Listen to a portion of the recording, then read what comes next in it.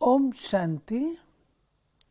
आज 28 जनवरी 1985 बाप दादा के अव्यक्त रूप के चले हुए मधुर महावाक्य।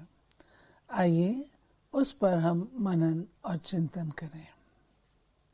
आज की मुरली का विषय है विश्व सेवाधारी का सहज साधन मनसा सेवा है। बाबा ने कितने वर्ष पूर्व मनसा सेवा की बात कही है। विश्व कल्याणकारी सदा पर उपकारी बाप दादा बोले, आज सर्वशक्तिवान बाप अपनी शक्ति सेना, पांडव सेना, रूहानी सेना को देख रहे हैं।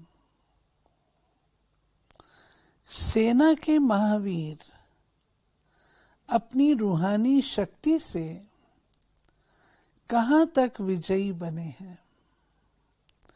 विशेष 3 शक्तियों को देख रहे हैं। हर एक महावीर आत्मा की मनसा शक्ति कहां तक स्व परिवर्तन प्रति और सेवा के प्रति धारण हुई है। ऐसे ही वाचा शक्ति, कर्मणा शक्ति अर्थात श्रेष्ठ कर्म की शक्ति कहाँ तक जमा की है। विजयी रत्न बनने के लिए ये तीनों ही शक्तियां आवश्यक है। तीनों में से एक शक्ति भी कम है तो वर्तमान प्राप्ति और प्रारब्ध कम हो जाती है। एक तो मनसा की शक्ति है, एक वाचा की शक्ति है, एक कर्मणा की शक्ति है। तो बाबा ने कहा कि तीनों शक्तियां एक्चुअली एक दूसरे पर निर्भर हैं। अगर व्यक्ति की कर्मणा की शक्ति जमा नहीं है, वाचा की शक्ति जमा नहीं है, तो मनसा की शक्ति तो अति सूक्ष्म स्थिति है ना, तो वो भी फिर जमा नहीं होगी। तो जिस अनुपात में मनसा सेवा करनी चाहिए, उसी के लिए पहले कर्मणा और वाचा सेवा के द्वारा शक्ति जमा करनी है। तो बाबा ने कहा है कि हमको वास्तव में संगम युग पर, संगम युग एक ऐसा विशेष युग है जहाँ पर हमको थोड़े से का पदम गुना मिलता है, यानी अथाह मिलता है। ये सिर्फ संगम युग पर ही मिलता है। इसीलिए बाबा कहते हैं इसमें डायमंड युग है, इसमें गोल्डन प्राप्ति होती है। हमने शरीर के द्वारा थोड़ी सी सेवा की, चाहे हमारा शरीर पुराना है, रोगी है, हम बेड पर हैं, शरीर के द्वारा थोड़ी सी सेवा की, तो बाबा कहते हैं कि आपको 21 आने वाले स्वर्ग की 21 पीढ़ी के लिए निरोगी शरीर मिलता है। वहाँ पद में फर्क होगा, लेकिन हर एक को, चाहे वो प्रजा ही है, प्रजा की भी प्रजा है सतयुग में, उसको 21 पीढ़ी के लिए निरोगी शरीर मिलता। हमने धन के द्वारा जरा सी भी सेवा की, तो वहाँ आप देखेंगे कि 21 पीढ़ी के लिए स्वर्ग में निवास होता है, जहाँ अथाह धन दासों के दास के पास भी होता है। यानी कोई व्यक्ति भिखारी वहाँ दिखे कुछ, और बाबा कहते हैं वहाँ तक नहीं, उसके बाद भी द्वापर से लेकर संगम तक भी आपको कभी भी ऐसी स्थिति नहीं आएगी जो आप भिखारी बने, आपको रोटी के लिए या किसी के लिए मांगना पड़े। इतनी ज़बरदस्त प्राप्ति है। लेकिन ये बाबा कहता है ये प्राप्ति जो है गोल्डन प्राप्ति है। अगर इससे जरा नीचे आ जाएंगे तो सिल्वर प्राप्ति हो जाती है। और फिर द्वापर से तो लेकर यथा का तथा, जैसा कर्म वैसा फल, वो कर्म फल का हिसाब चलता है, ये बेहिसाब है। तो इसलिए बाबा कह रहा है कि तीनों प्रकार की सेवा, कर्मणा की सेवा किसी भी प्रकार की हो, ईश्वरी सेवा है, ज्ञान की सेवा और मनसा सेवा। और उसमें बाबा कहता है कि 100% कोई कर ले, यानी बिल्कुल अपनी मनसा को, वाचा को, कर्मणा को, तन मन धन को 100% ईश्वरी सेवा में लगा दे तो क्या कहना। बाबा बोले विजयी रत्न बनने के लिए ये तीनों ही शक्तियां आवश्यक हैं। इसमें एक सेंटेंस जो बाबा ने कहा है, बाबा ने ये कहा हर एक महावीर आत्मा की मनसा शक्ति कहाँ तक स्व परिवर्तन और सेवा के परिवर्तन प्रति धारण हुई है। देखिए ना, पहले तो सो ही है ना, चाहे आपकी कोई भी शक्ति है, कर्मणा शक्ति भी है, वाचा शक्ति भी है, मनसा शक्ति है, पहले तो सो परिवर्तन होगा ना। शक्ति हमको क्या करेगी कि तमो गुणी दुनिया से तो पुराने संस्कारों से गोल्डन संस्कार लाएगी। तो मान लीजिए कि हमारे संस्कार ही ऐसे हैं, पुराने हैं। अब पुराने संस्कार अगर शक्ति से परिवर्तन नहीं किया हमने, ज्ञान की शक्ति से, योग की शक्ति से, धारणा से, तो हमारी सेवा पर तो असर पड़ेगा ही ना। तो हर चीज़ बाबा ने कहा 2 चीज़ों के लिए यूज़ करो। जो कुछ भी हम बाबा को द्वारा हमको मिलता है, गुण है, शक्ति है, 2 चीज़ों के लिए यूज़ करो, सो सेवा और सेवा। लेकिन यहाँ बाबा ने जो खास शब्द कहा है वो सो परिवर्तन कहा है। एक होता है शक्ति सो के लिए यूज़ करना, परिवर्तन नहीं हुआ, उससे कंफर्ट मिल गया, आपको उससे सेल्वेशन मिल गया, आपको सुविधाएं मिल गई, शक्ति तो मिली, लेकिन उस शक्ति से हमने सो के लिए यूज़ का बाबा का क्या अर्थ है, उसको सो परिवर्तन के लिए यूज़ करो कि वो शक्ति आपको ऐसा परिवर्तन लाए जो आपका कलयुगी वैभवों, व्यक्तियों, वस्तुओं, विघ्नों से आप पार हो जाओ। इसलिए सो के लिए यूज़ करो, ताकि फिर आप दूसरों को भी कर सकोगे। अगर मैं ही परिवर्तित नहीं हूँ तो दूसरे को कैसे परिवर्तन करूँगा, या मैं 10% परिवर्तित हूँ तो दूसरे को भी मैं 10% ही परिवर्तित कर सकूँगा ना, उससे भी कम, मतलब देखा जाए तो उससे भी कम। अगर क्रोध भी होता है, कोई 100% गर्म होता है तो दूसरे को 80% क्रोध में लाता ट्रांसफर करेगा। तीनों में से एक शक्ति भी कम है तो वर्तमान प्राप्ति और प्रारब्ध, वर्तमान प्राप्ति और भविष्य प्रारब्ध कम हो जाती है। हाँ। तो इसमें बाबा वर्तमान प्राप्ति किस बात को कह रहे हैं? यानी उन शक्तियों के द्वारा खुशी, वर्तमान समय भी तो प्राप्ति होती है ना। यानी वर्तमान समय पहली प्राप्ति तो सो परिवर्तन है, फिर सो परिवर्तन से फलस्वरूप जो हमें नशा होता है, खुशी होती है, किसी की दौलत जमा हो रही हो तो उसको नशा टपकता है, वो जो आपके चरण धरती पर नहीं पड़ते, आप नाचते रहते हैं, यानी आपकी लगन इतनी हो जाती है, इतने मगन हो जाते हैं कि छोटे मोटे विघ्न भी दिखाई नहीं पड़ते, तो सारी वर्तमान प्राप्ति है ना।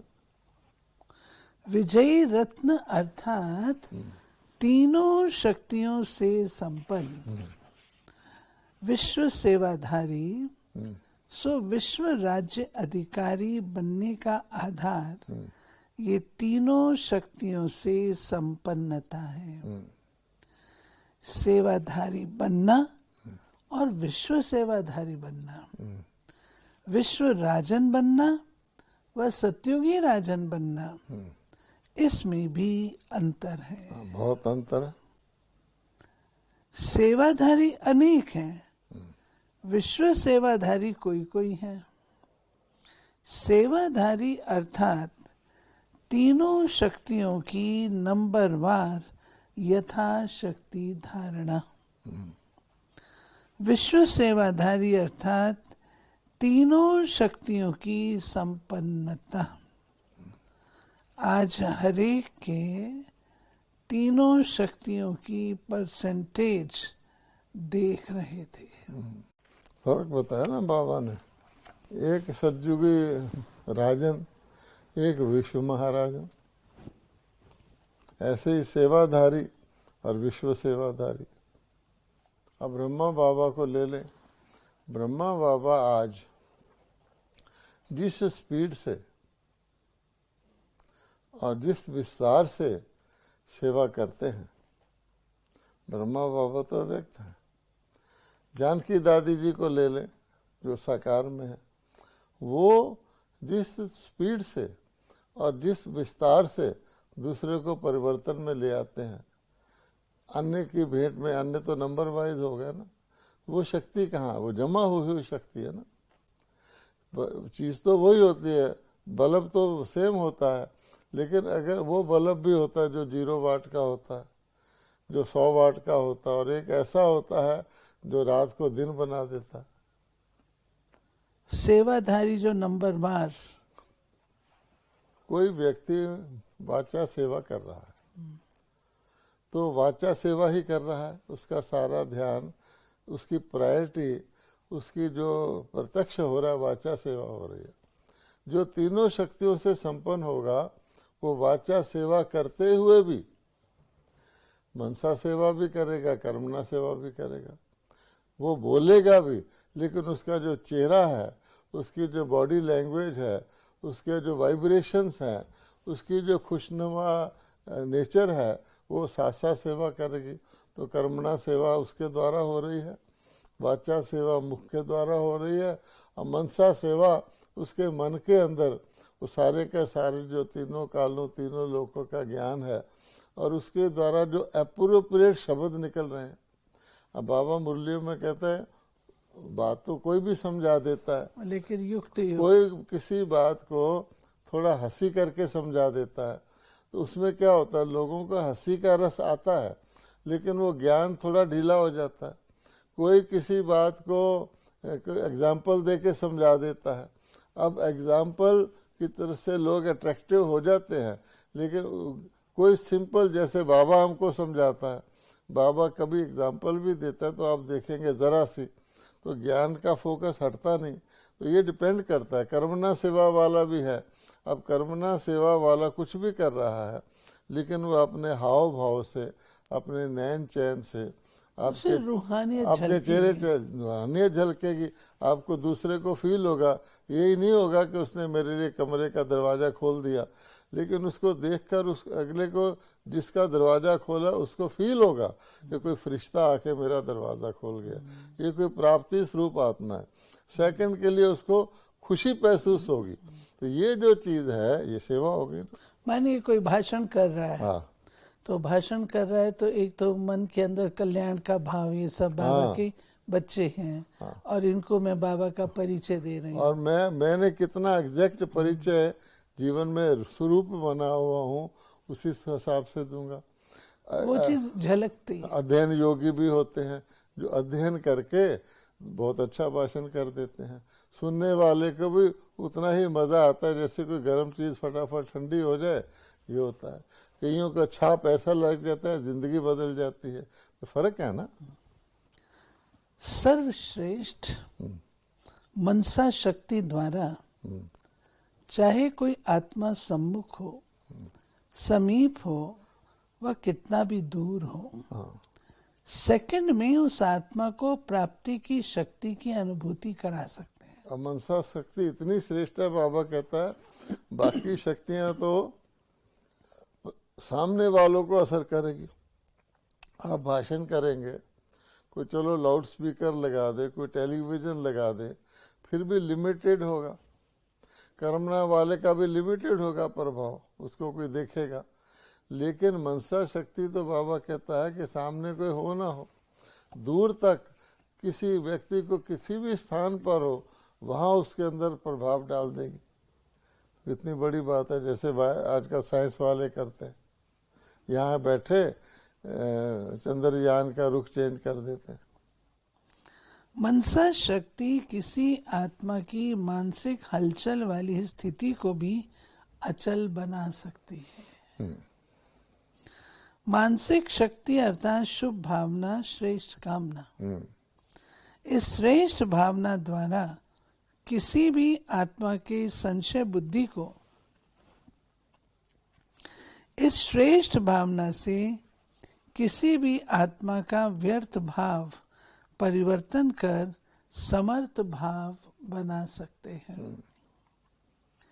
श्रेष्ठ भाव द्वारा किसी भी आत्मा के स्वभाव को भी बदल सकते हैं। बाबा कितनी व्याख्या करके बता रहे हैं मनसा शक्ति की। क्या बैठे बैठे दूसरे का भाव बदल सकते हैं, क्योंकि इतनी पावरफुल ये श्रेष्ठ शक्ति है। लेकिन वो श्रेष्ठ भाव अपना भी उतना पावरफुल और स्ट्रांग होना चाहिए, मिक्स्ड नहीं होना चाहिए। उसके अंदर किसी भी प्रकार का जरा मात्र भी कोई प्रकार का स्वार्थ या मान शान की इच्छा या मैंपन कुछ नहीं होना चाहिए, और किसी के लिए कोई नेगेटिव ना हो। यानी सिर्फ उस व्यक्ति के लिए नहीं, अगर मेरे अंदर वैसे ही नेगेटिव भाव है किसी का भी, चाहे ईर्ष्या का है चाहे कुछ है, तो मैं किसी भी कारण से उसको जस्टिफाई करता हूँ, मेरी मनसा शक्ति तो अफेक्ट होती है ना, उतनी मार नहीं कर सकती, इतनी दूर नहीं जा सकती। मानसिक शक्ति अर्थात मानसिक शक्ति, मानसिक और मनसा एक ही चीज है। शुभ भावना, श्रेष्ठ कामना, इस श्रेष्ठ भावना द्वारा किसी भी आत्मा के संशय बुद्धि को भावनात्मक बुद्धि बना सकते हैं। इस श्रेष्ठ भावना से किसी भी आत्मा का व्यर्थ भाव परिवर्तन कर समर्थ भाव बना सकते हैं। श्रेष्ठ भाव द्वारा किसी भी आत्मा के स्वभाव को भी बदल सकते हैं। श्रेष्ठ भावना की शक्ति द्वारा आत्मा को भावना के फल की अनुभूति करा सकते हैं। इतना भावना का फल मिलता है, तो भावना उसके अंदर ऐसी जागृत हो जाए, उसका भाव बदलकर उसमें भावना आ जाए, तो भावना का फल भी उसको मिलेगा। श्रेष्ठ भावना द्वारा भगवान के समीप ला सकते हैं। अब ये जो भावना है इतनी पावरफुल चीज है, श्रेष्ठ भावना। आप देखेंगे कि किसी के अंदर भाव है और इतना अटूट भाव है, वो उसको कोई भी राय देगा, वो राय असर कर जाएगी। किसी डॉक्टर में भाव है, उसको ऐसे ही कोई छोटी मोटी पुड़िया भी टिका देगा तो ठीक हो जाएगा, क्योंकि फेथ, वो कहते हैं ना, मूव्स माउंटेन। तो भावना का दूसरा नाम ये है। तो बाबा कहते हैं फेथ बैठना भी बहुत इम्पोर्टेंट चीज है। जैसे हमको भोग मिलता है, गुरुवार को बाबा को भोग लगा के भोग मिलता है। अब उस भोग को हम किस भावना से स्वीकार करते हैं, उसका ही प्रभाव पड़ता है। ऐसे नहीं कि भोग में क्या चीज मिली है, हमको बूंदी मिली है या हलवा मिला है या कोई और चीज मिली है। तो जो लोग उसका स्थूल रूप देखते हैं, वो क्या करते हैं, फिर उसको स्थूल रूप समझते, थोड़ी सी वैल्यू देते हैं। लेकिन भगवान का भोग भक्ति मार्ग में धरती पर भी जरा गिर जाए उसको उठाते हैं, सारा नहीं खाते, बांट के खाते हैं इतना। तो बाबा कहते भावना का ही फल है ना। कोई मूर्ति के आगे जाके खड़ा हो जाता है, अब भगत है, अब मूर्ति किसी मूर्ति के आगे खड़ा हो जाता है, तो कौन सी चीज उसको दर्शन कराती है? भावना। एक नास्तिक जाके खड़ा हो जाए, उसको कुछ नहीं होगा। श्रेष्ठ भाव द्वारा किसी भी आत्मा के स्वभाव को बदल सकते हैं। श्रेष्ठ भावना की शक्ति द्वारा आत्मा को भावना के फल की अनुभूति करा सकते हैं। श्रेष्ठ भावना द्वारा भगवान के समीप ला सकते हैं। देखिए, श्रेष्ठ भावना किसी आत्मा के भाग्य की रेखा भी बदल सकती है। बताइए, तो बहुत जबरदस्त शक्ति है। इसलिए बाबा ने कहा ना, हमेशा बाबा ने हमको शिक्षा दी हुई है, किसी की भावना मत तोड़ो। यद्यपि हमारे पास डायरेक्ट गॉडली नॉलेज है, ट्रूथ है, हम समझते हैं उसको रखते हुए, है ना, एक गीत हमारा बना हुआ ना, हम सा नहीं कोई जमाने में, रचना रचना रचता का ज्ञान जिसे, लेकिन ऐसा भी बनना होगा नहीं कभी अभिमान जिसे। कि हमें उसको बहुत निर्माणता से, एक व्यक्ति बिल्कुल गंगा स्नान को ही मानता है कि गंगा स्नान से मेरे पाप धुलते हैं, ठीक है। अब हमको पता है कि गंगा स्नान वास्तव में आत्मा के ज्ञान अमृत के स्नान का जो भगवान ने उसका एक स्मारक है। फिर भी हम कभी किसी को ये नहीं कहते कि गंगा स्नान करना फालतू है ना। देखा जाए तो उस ढंग से भी लोग ले सकते, क्योंकि उसकी भावना है। उसकी थोड़ी सी भावना को बदल कर हम उसको ये समझाते हैं कि देखो, ये जो हम आज गंगा के जल द्वारा शरीर को स्नान कर रहे हैं, वास्तव में ये परमात्मा के द्वारा ज्ञान अमृत की आत्मा को स्नान कराने का प्रतीक है। तो उसकी समझ में आएगा। भाग्य की रेखा कैसे बदलते हैं? अब बाबा कहते देखो, भाग्य होता है सौभाग्य और दुर्भाग्य। अच्छा, व्यक्ति उल्टा कर्म करेगा तो दुर्भाग्य बनेगा। आज की दुनिया में कितने साधन लोग कर रहे हैं कि थोड़ी खुशी मिल जाए, थोड़ा सुख मिल जाए, लेकिन कर्म जो किए हुए हैं और जो कर रहे हैं, जिनके अंदर काइंडनेस नहीं है, कंपैशन नहीं है, सिवाय स्वार्थ के कुछ भी नहीं है, तो उसका फल तो उनको मिलना ही है ना। लाख जतन कर लेंगे, एक रास्ता ऐसा निकल आएगा जो उनको तकलीफ में ला देगा। मान लो कि दुनिया के अंदर कोई वायरस ही फैल जाए, अब वायरस के आगे तो किसी की नहीं चलती। व्यक्ति लाख यत्न करता है कि मैं बचा रहूं, ऐसे ऐसे साधन करता है कि सबसे लास्ट में अफेक्ट आए तो मेरे पर आए, है ना। वो धन के साधन रखता है, सेना रखता है, रक्षक रखता है, बहुत कुछ रखता है, पर वायरस के आगे उसकी क्या चलेगी? वो सीधा ही आके उसको अटैक कर देगा।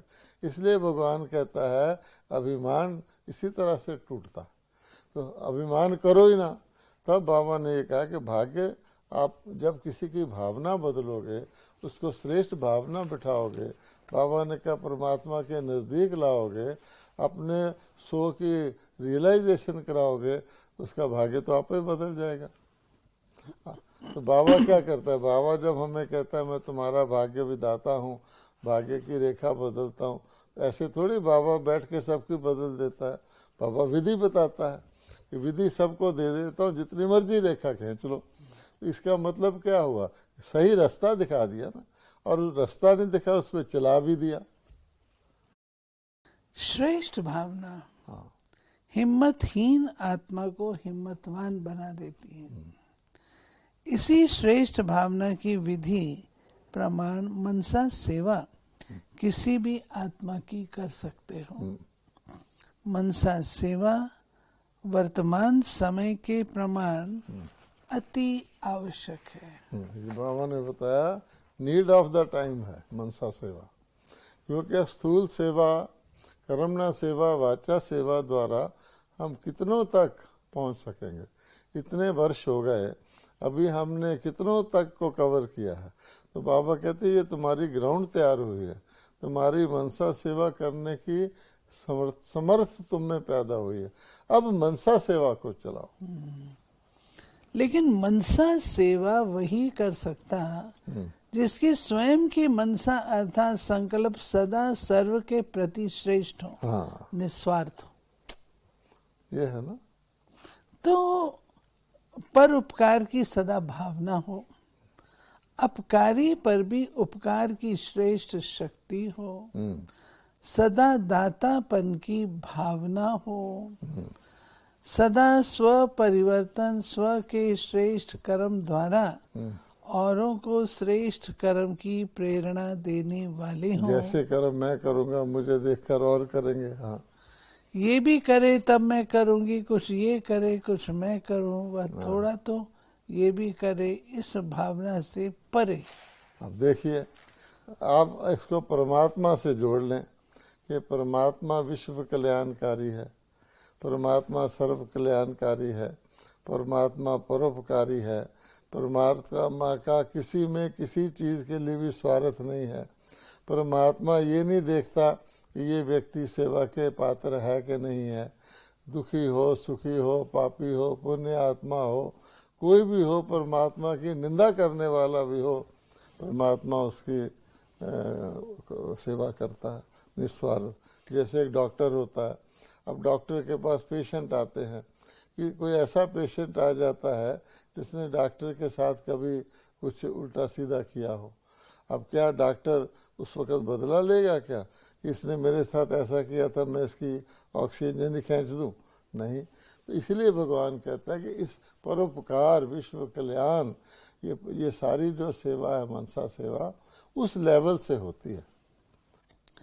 मनसा सेवा एक प्रकार के आत्मा के क्षेत्र के सदृश है कि मेरे अंदर दातापन के संस्कार हों, परोपकार के संस्कार हों, ये सब चीज़ें हों।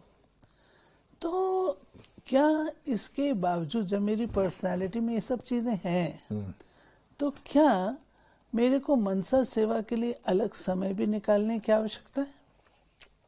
ऐसा है ना, मनसा सेवा मैंने थॉट्स, भावनाएं, है ना, संकल्प। अब क्वेश्चन ये है, अगर तो मेरे अंदर स्वार्थ का भाव है तो पहले मैं अपना स्वार्थ पूरा करूंगा। मान लो पानी आ रहा है और पानी ने जाके कई जगह सेवा करनी है, चाहे वो इरिगेशन करे, चाहे वो घरों तक पहुंचे। रास्ते में बड़े बड़े खड्डे हैं, तो पहले पानी क्या करेगा? उन खड्डों को भरेगा, उसके भरने के बाद ही आगे बढ़ेगा। इसलिए कोई व्यक्ति अपने स्वार्थ के लिए ही अपनी शक्तियों को लगा रहा है, पहले तो वो भरने चाहिए। यानी मैं देवता बनने की बजाय मेरे अंदर देने की कैपेसिटी हो। जैसे सूर्य को देवता कहते हैं, तो सूर्य देता ही देता है ना, सूर्य किसी से गर्मी रोशनी मांगता तो नहीं। सागर है, सागर को अथाह कहते हैं, जितना मर्जी ले जाए। लोग तो नदी के लिए भी कहते हैं कि चिड़ी चोंच भर ले गई, नदी न भरे हो नीर, घटे नीर। तो इसलिए एक तो ये है। अब दूसरे आपने कहा कि मुझे खास मनसा सेवा की जरूरत है। देखिए, आप अगर वाचा सेवा कर रहे हैं तो उस समय आप मनसा सेवा तो नहीं कर रहे, हो रही है नहीं। मुख्यतः क्या हो रहा है? वाचा सेवा। तो जब मुख्यतः वाचा सेवा करें, मनसा सेवा उसके साथ जरूरी है, नहीं तो वाचा सेवा भी निरर्थक हो जाएगी। अगर आप वाचा सेवा निस्वार्थ भाव से, दाता के भाव से, कल्याण के भाव से करें, तभी तो वाचा सेवा है। अगर अपने स्वार्थ के भाव से करें तो वाचा सेवा भी नहीं है, लेकिन वो लिमिटेड है।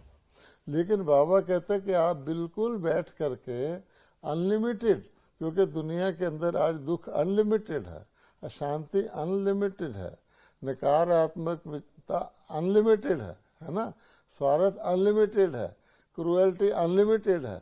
तो उसके लिए बाबा कहता है कि उस मनसा सेवा फिर उसी हिसाब से करनी पड़ेगी ना।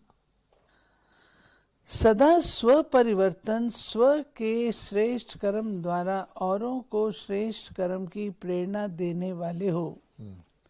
ये भी करे तब मैं करूंगी, कुछ ये करे कुछ मैं करूं, वह थोड़ा तो ये भी करे, इस भावना से भी परे। मैं कर्मना में भी जो हम कर्मना करें वो भी इस भावना में ना हो कि कुछ एक्सपेक्टेशन हो थोड़ी सी, तब वो मनसा सेवा की शक्ति आएगी। वाचा में भी, जब वाचा भी बोलते हैं, वाचा में कई भाव प्रकट होते हैं। कई बारी वाचा ऊपर से मीठी होती है, अंदर से मांगने की इच्छा होती है, कुछ लेने की इच्छा होती है, जिसको बाबा कहते हैं रॉयल ढंग से मांगना। कई बार तो बाबा कहते हैं ये कुछ ना हो, तब आपकी मनसा शक्ति आगे बढ़ेगी। मैं करूंगी या करूंगा और आवश्यक करेंगे, कमजोर हैं नहीं कर सकता, फिर भी रहम की भावना, सदा सहयोग की भावना, हिम्मत बढ़ाने की भावना हो, इसको कहा था मनसा सेवाधारी। मनसा सेवा एक स्थान पर स्थित रहकर भी चारों ओर की सेवा कर सकते हो, वाचा और कर्म के लिए तो जाना पड़े। मनसा सेवा कहाँ भी बैठे हुए कर सकते हो। अब बाबा ने मनसा सेवा के लिए कहा, जैसे सूर्य है, एक जगह होते हुए भी सब जगह रोशनी और गर्मी पहुँचाता है, सूर्य को कहीं जाना थोड़ी पड़ता। इसी प्रकार से बाबा कहता है कि आपका ये जाना भाग दौड़ भी रुक जाएगी। एक होता है जा जा करके सेवा करना, एक ऐसे धारणा करना कि सेवा की कशिश से लोग आपके पास आए, आपकी सेवा उनको वैसे भी पहुँचे, रियल हो। तभी बाबा कहता ना कि ये बहुत इम्पोर्टेंट है कि हम, जिसको बाबा ने 3 शब्दों में कहा हुआ है, निमित्त, कि मैं नहीं कर रहा, मैं भी आ गया तो भी बाबा कहता है कि दिक्कत हो जाएगी। निमित्त, हम क्या करते हैं, मान लीजिए कि हमारे पास 100 व्यक्ति आए, अच्छा 100 व्यक्तियों की हम निमित्त एक समान सेवा करते हैं, ये उसमें से सिलेक्ट करते हैं कि 100 व्यक्तियों में ये 4 व्यक्ति तो मेरे ही सेंटर के हैं, बाकी बाहर वाले हैं। इन जनरल और इन पर्टिकुलर करते हैं, वो करते हैं। तो मनसा सेवा वाला निमित्त होगा कि मेरे पास तो कुछ है नहीं, परमात्मा का दिया हुआ इनको पास ऑन कर रहा हूँ। फिर बाबा कहता है निर्माण होगा, उसका ईगो नहीं आएगा। कई बार सेवा का जो फल मिलता है ना, उससे ईगो आ जाता है, कोई आपका नाम भी ले देता है, अरे भाई इन्होंने कितनी अच्छी सेवा की, या आपका नाम मिस कर देता है तो आपको लगता है अरे देखो सबकी महिमा की, मेरा नाम ही नहीं लिया। और फिर बाबा कहता है निर्माण चित्त, ये चीज़ें इसीलिए कही गई हैं। या निराकारी, निरहंकारी, निर्विकारी, बाबा ने विधि तो बहुत बताई है, लेकिन निमित्त होते हुए भी मैंपन आ जाता है, मैं निमित्त। मनसा सेवा रूहानी वायरलेस सेट है जिस द्वारा दूर का संबंध समीप बना सकते हो। दूर बैठे किसी भी आत्मा को बाप का बनने का उमंग उत्साह करने का संदेश दे सकते हो। अब ये बाबा ने कितने सुंदर एग्जाम्पल दिए वायरलेस सेट की। जनरली किसी की समझ में ना भी आए कि मैं यहाँ बैठा हुआ बॉम्बे में किसी की मनसा सेवा कैसे कर सकता हूँ, कोई न्यूयॉर्क में बैठा है, मैं उसकी मनसा सेवा कैसे कर सकता हूँ।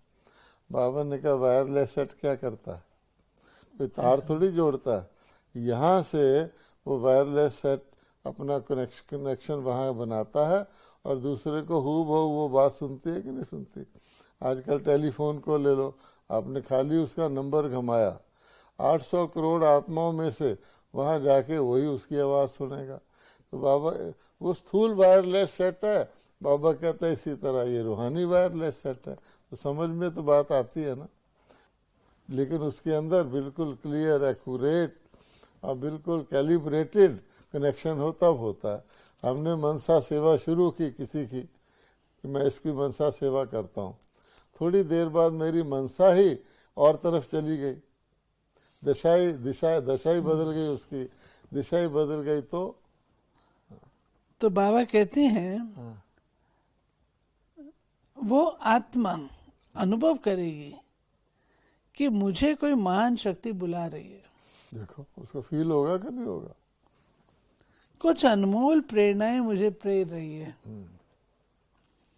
जैसे कोई को सम्मुख संदेश दे उमंग उत्साह में लाते हो, ऐसे मनसा शक्ति द्वारा भी वो आत्मा ऐसे अनुभव करेगी जैसे कोई सम्मुख बोल रहा है। दूर होते भी सम्मुख का अनुभव करेगी। विश्व सेवाधारी बनने का सहज साधन ही मनसा सेवा है। और किसी तरीके से विश्व सेवाधारी बन ही नहीं सकते, लिमिटेड फॉर्म में बन सकते हैं। बाबा कहता है मेरे किसी भी बच्चे की कोई भी विशेषता या कोई भी सेवा सारे विश्व को अगर लाभ देती है तो विश्व सेवादारी कहलाता है ना। तो लेकिन बाबा मान लीजिए कोई बाबा का बच्चा टेलीविज़न पर अच्छा पॉपुलर हो गया है, तो वो उसकी सेवा विश्व सेवा कही जाएगी, है ना। विश्व सेवा ये भी मतलब होता है हद से बाहर सेवा, कि कोई भी कार्य आप करते हैं तो विश्व के लिए करते हैं, अपने देश के लिए नहीं करते, अपने प्रोविंस के लिए नहीं करते, अपने क्षेत्र के, वो भी विश्व सेवा कहलाती है। और फिर और बात है, अगर हम ये भी एटीट्यूड रखें कि अन्य भी जो सेवा कर रहे हैं वो भी मेरे साथी हैं, कि मेरे कॉम्पिटिटर नहीं है तो भी अच्छा है। यानी दूसरा अगर सेवा करता है उससे खुश होना, सचमुच उससे प्रसन्न होना कि देखो ये भी बाबा की सेवा कर रहा है, मेरा सहयोगी है, ये भी एक टेस्ट है कि मैं विश्व सेवा आधारी हूँ या नहीं हूँ। अगर मैं ये सोचूं कि हर सेवा मैं ही कर लूँ, वो भी मैं किसी न किसी तरह से ये सोचूं काश मैं ये कर लेता, तो भी विश्व सेवाधारी नहीं है। विश्व सेवाधारी में दीवारें नहीं, हाँ, और बेहद ही बेहद हाँ, है। यानी दूसरा भी कर रहा है तो मैं ही कर रहा हूँ, मैंने की या उसने की एक ही बात एक है। ही बात। इतना बड़ा दिल होगा तब विश्व सेवाधारी कहलाता है। वो सेवा के पीछे दौड़ेगा नहीं, हाँ, सेवा उसके पास चरणों में ये आएगी। बहुत इम्पोर्टेंट चीज आज के समय पर महसूस होती है कि क्या अभी तक भी हम सेवा के पीछे जाते रहे, ये प्रोग्राम करो, ये प्रोग्राम करो, ये प्रोग्राम करो। बाबा ने कहा है अपने स्वमान में स्थित रहोगे तो सेवा आपके पास आएगी। आप स्वमान की सीट छोड़ते हो तो फिर आपको भागना पड़ता है। कुछ जैसे कोई को सम्मुख संदेश दे उमंग उत्साह में लाते हो, ऐसे मनसा शक्ति द्वारा भी वो आत्मा ऐसे ही अनुभव करेगी जैसे कोई सम्मुख बोल रहा है, दूर होते भी सम्मुख का अनुभव करेगी। विश्व सेवाधारी बनने का सहज साधन ही मनसा सेवा है। इसको कनेक्ट करेंगे। विश्व सेवाधारी बनने का साधन मनसा सेवा है, उसी से कर सकते हैं ना, क्योंकि प्रैक्टिकली तो जा नहीं सकते। आपके पास मनसा सेवा की शक्ति है तो आपको अन्य साधनों की जरूरत नहीं है। मनसा सेवा साधन रहित है, अर्थात आपको इसके लिए किसी भी साधन की आवश्यकता नहीं। वाचा सेवा के लिए आपका गला तो ठीक होना चाहिए, कर्मना सेवा के लिए आपके शरीर के अंग तो ठीक होने चाहिए। अच्छा, लेकिन ये मनसा सेवा जो है ये इटसेल्फ ये साधन माध्यम है, तो विश्व सेवा इसी से हो सकती है।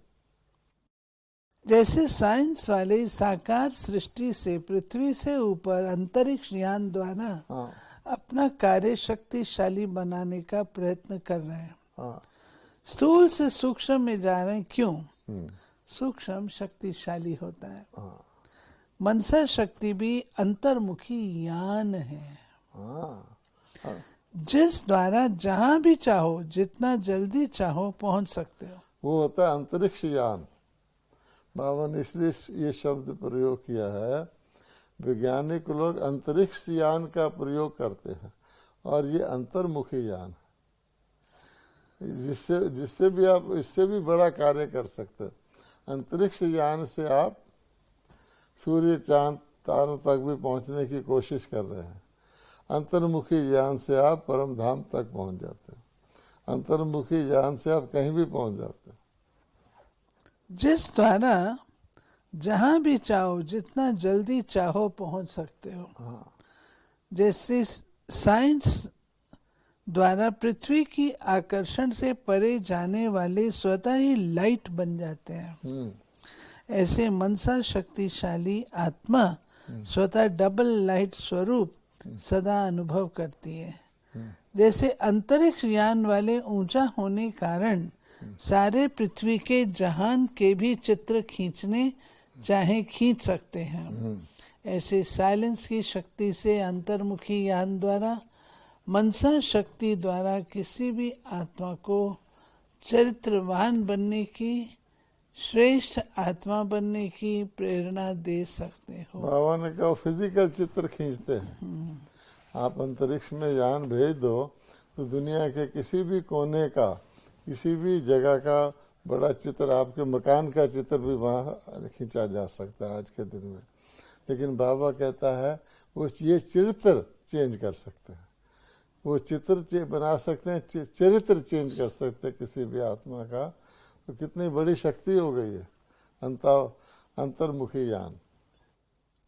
साइंस वाले तो हर चीज पर समय और संपत्ति खूब लगाते हैं, लेकिन आप बिना खर्चे थोड़े समय में बहुत सेवा कर सकते हो। जैसे आजकल कहाँ कहाँ फ्लाइंग सॉसर्स देखते हैं, सुनते हो ना समाचार, वो भी सिर्फ लाइट ही देखने में आती है।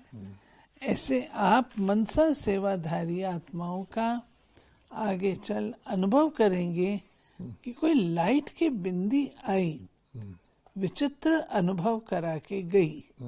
ये कौन थे, कहाँ से आए, क्या देकर गए, ये चर्चा बढ़ती जाएगी।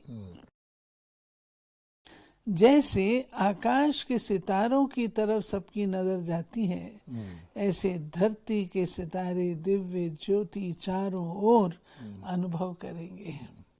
ऐसी शक्ति मनसा सेवाधारियों की है, समझा। अब देखिए आप, जो प्लेन होता है, हवाई जहाज, आजकल तो बहुत बड़े बड़े हवाई जहाज हैं, 300 लोग उसमें बैठते हैं, कितने टन उनका वजन होता है।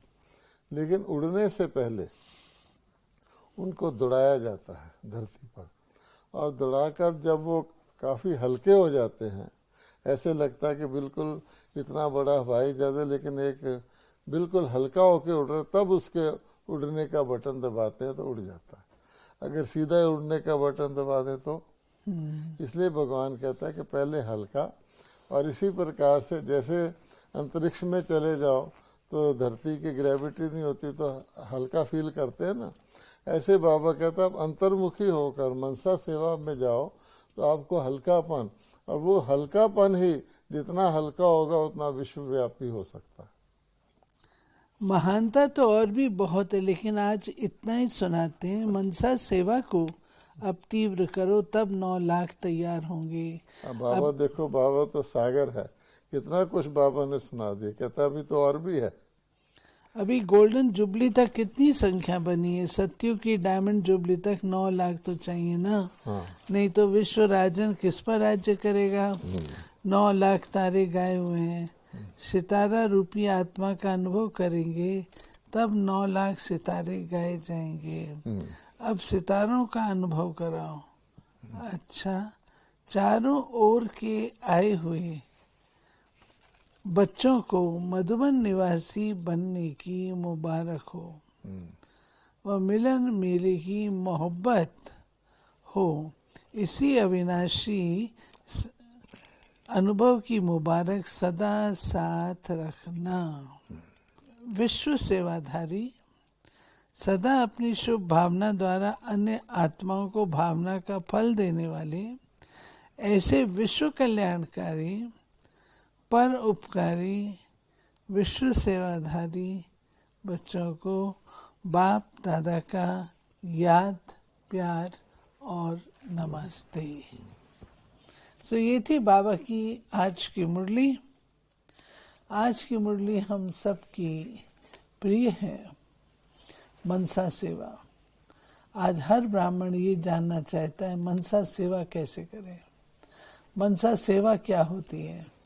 बाबा ने आज बहुत भरपूर रीति से समझाया है। अब इसको लागू करते हुए हम अनुभव करें कि मनसा शक्ति कितनी शक्तिशाली है। ओम शांति।